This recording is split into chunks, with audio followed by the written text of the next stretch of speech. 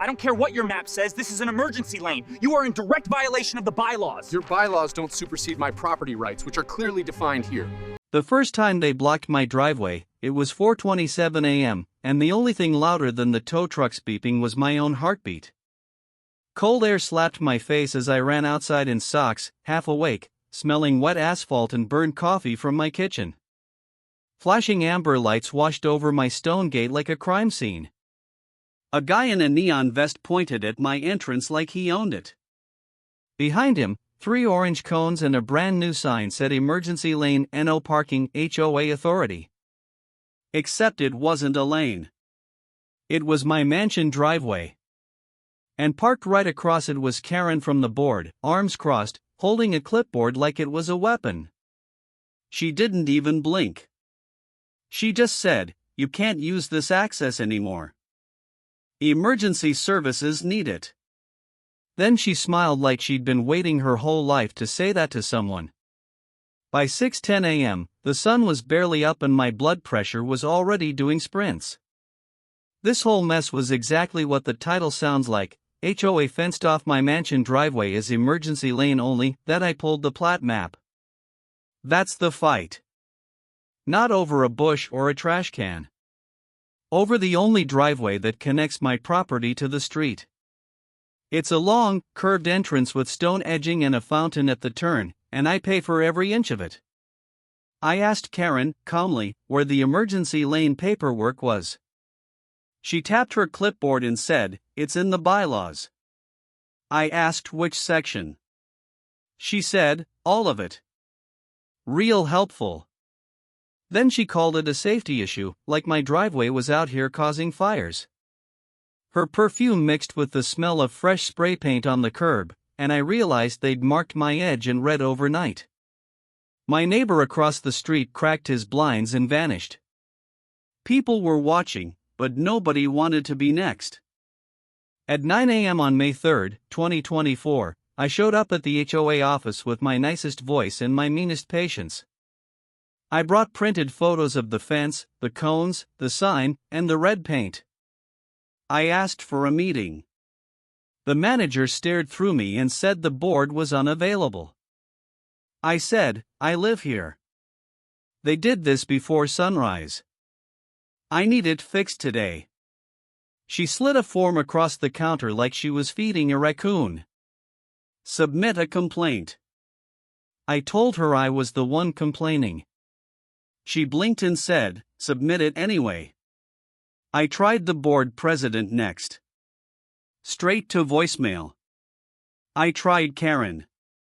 She answered and said, "If you keep making a scene, we'll have you cited." Then she hung up. That's when I noticed the waiting room got quiet.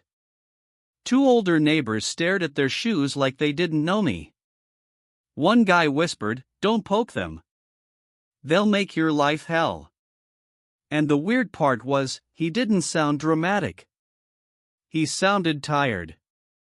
So I went home, stood at the fence line, and let the anger burn off into something sharper. Because here's my line in the sand: you don't get to trap me in my own house and call it community standards. I wasn't going to cut fences or scream in the street. I promised myself I'd do it the boring, legal way. Paper. Proof. Proper channels. That night, I started building the case like it was a true crime episode starring my driveway. I lined up photos, emails, and call logs in a binder. I counted it all: 7 emails I'd sent in one day, 3 voicemails ignored, and 2 violation warnings they magically posted on my door like confetti. Then I did the one thing people like Karen hate most. I went to public records. I filed an open records request with the county for every plat map, easement record, and emergency access plan tied to my street. The clerk didn't even look surprised. 2 days later, the file landed with 63 pages. It was thick. It smelled like old paper and fresh ink. And buried inside it was the part that made me laugh out loud in the parking lot. The map showed my driveway wasn't some shared access lane. It was private property, full stop, with no recorded easement for the HOA. The only emergency access route in the whole subdivision was on the other side, behind the clubhouse, and it was already marked and maintained by the city. My driveway? Not mentioned once. Better yet, the HOA had never filed any approved plan to convert anything into an emergency lane. That meant the fence and the sign were basically a homemade power trip with a logo slapped on it. I went home, made copies, and built a simple, labeled timeline like a teacher grading a lie. Timeline item 1 April 5th at 4:27 a.m. false trespass call. Because yes, that happened too. A deputy had shown up weeks earlier saying someone reported I was blocking emergency access. I wasn't. I was asleep. Timeline item 2 May 3rd at 4:27 a.m. driveway fenced in painted. Timeline item 3 May 3rd at 9 a.m. request to meet board denied. I didn't need a lawyer voice. I needed a clear story with dates and proof. Then I set the trap, and it was the most lawful humiliation I've ever served. I emailed the entire board, the property manager, and the city code enforcement office in one thread. Subject line: unauthorized obstruction of private driveway documented. I attached the Plat map pages, highlighted, and the county's written confirmation. I also attached photos showing the fence anchored into my stone edge, and the new red paint line sprayed on my curb. I ended with one plain law line: patterns of false reports can be prosecuted. Not a threat. A fact. I also mentioned I had logged 4 separate complaints tied to emergency access against me in 30 days. Then I asked one question: who authorized the work, and under what permit number? Because if they had one, they'd say it. And if they didn't, they'd panic. Spoiler, they panicked. Within an hour, my phone lit up like a slot machine. The manager begged me to stay calm. Karen finally called and said, "Let's not involve the city." I said, "Too late." My favorite part? She tried to act offended, like I was the problem for reading documents. By the next afternoon, an inspector rolled up at 2:18 p.m. with a clipboard of his own, and suddenly the HOA's confidence shrank to pocket size. 3 neighbors stood outside pretending to check their mail, but their phones were angled like tiny cameras.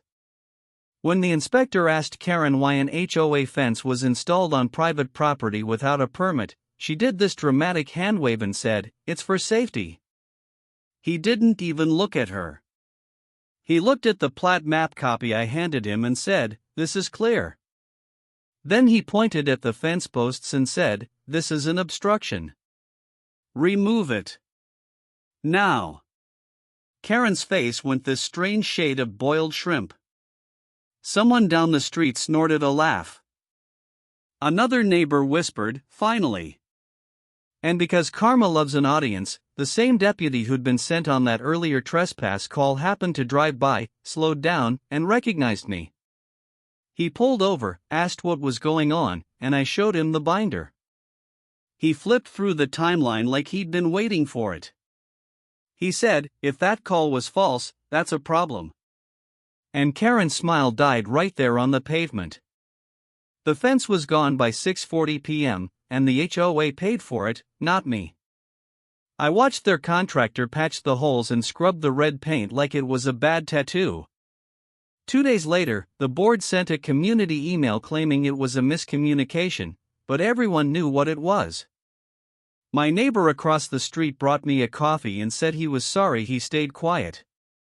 He told me Karen had bullied people for years, handing out fines like candy and threatening to tow anyone who questioned her.